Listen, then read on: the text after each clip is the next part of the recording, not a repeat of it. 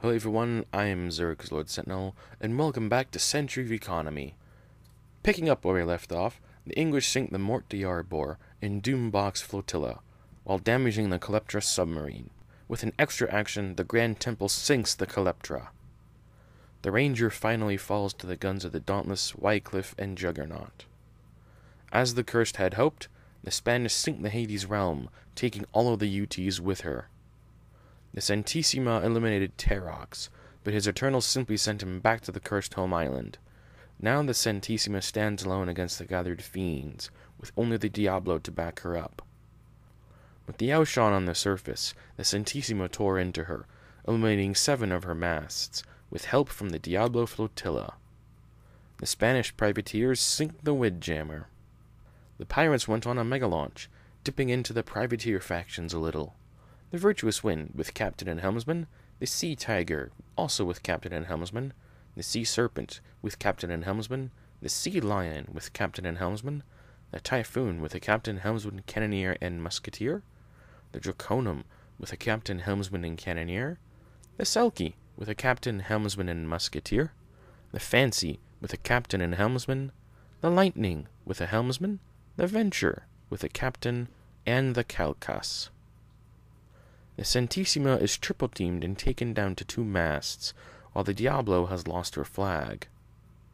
Cursed sea monsters dismast the Santissima. In an even bigger event, Likem Nabat and other cursed monsters permanently kill the Kraken. How?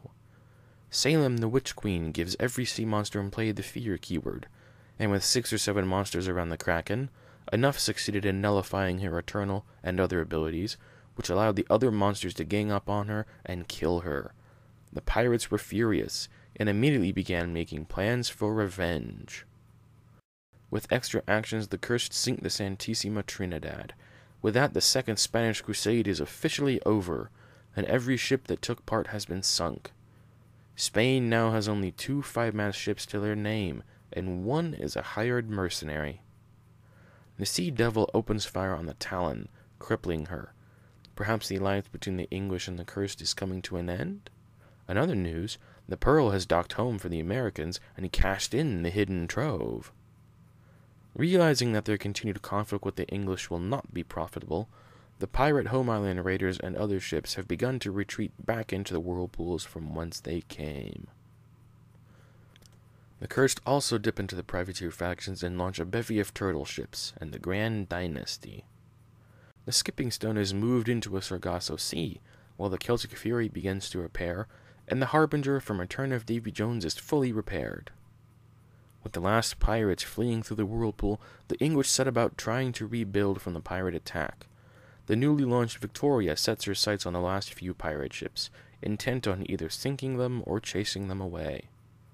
The Cursed surround the Profeta della Fortuna, who will most likely be sunk quickly. There was an uneasy, unspoken, non-hostility agreement between the pirates and Cursed, but between the recent demise of the Kraken and the launch of the Cursed trading port, that non-hostility agreement could be coming to an end. The Profeta della Fortuna is sunk, and the last Spanish ship in Cursed waters is sent to Davy Jones' locker. Back in Spanish waters, the Spanish with hired corsairs and trade rebels have pushed back into pirate waters. Here they have surged back to the island that had Fortaleza built on it, and the pirate Spice Island. The last 2 Spanish capital ships, the Cruz de Cristo and Santa Ana, sail toward pirate waters. Despite being the smaller ship, the Santa Ana has inherited the title of flagship for Spain. The Crescent Moon and Nubian Prince repair and recrew at the Spanish trading port. The Rampage is likewise repaired and recrewed at El Castillo de Infanta.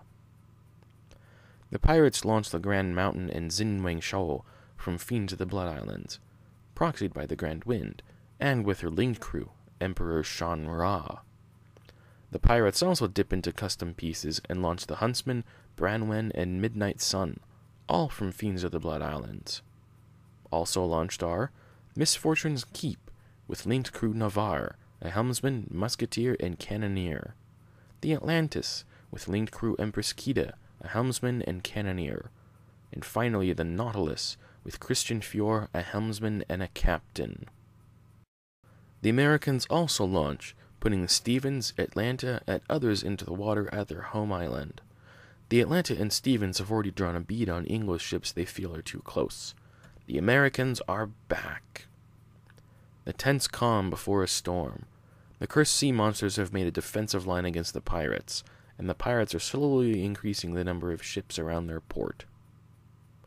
Many of the recent pirate launches, such as the Huntsman and Atlantis, have sub-hunting abilities, which would allow them to shoot at the submerged sea monsters. The cursed and Americans eye one another. Neither faction has really interacted with the other, and now take the time to do so. The Burma takes a mast off of the Atlanta. Several turns after she was nearly sunk, the Endeavour returns home, and loses her final mast in the whirlpool travel. The Americans show no quarter, and obliterate the Burma, with the Atlanta, Stevens, and Seattle all getting in on the action. The Americans finish their turn by launching the Nene Nui and the Argo. El Cervantes docks at the island and looks to re-explore it for Spain, so that a fort could be built on it again. In the background, the Spanish privateers have established an aggressive line of defense around the pirates' Spice Island. In short order, the Spanish build both El Puerto Blanco and Fortaleza Dorada on the pirate islands. The pirates relaunched the Doombox flotilla, to be towed by one of their many one-mast ships. The LE version of the Fool's Hope was also launched, with the regular version acting as proxy. The cursed re-explore the island that their port was on, and find metals, what it produced originally. The American Sea Wind and Sea Serpent set sail for the middle island, where there was once an American military port. The Sea Serpent has lost a mast sailing over a reef. The Sea Wind docks, and both ships eye the storm on the far side of the island. The Hades Flame ducked into the fog after seeing the firepower arrayed against it. The Spanish privateer line is formidable to the smaller and captainless pirate ships. The pirates end their turn by launching the Hrothgar, Hrunting, and Asgard from their trading port on the border with the Cursed. A wide shot of that area, with a high concentration of ships on both sides. The Cursed defensive line is again in places 4 ships deep, with the sea monsters making up the first layer of the line. And that wraps up this report. Tension is building between the pirates and the Cursed, and the pirates have a dastardly plan in mind for the Cursed. If you want to see all that, make sure you're subscribed. If you like what you saw, hit that like button. Thanks for watching, and I'll see you all next time.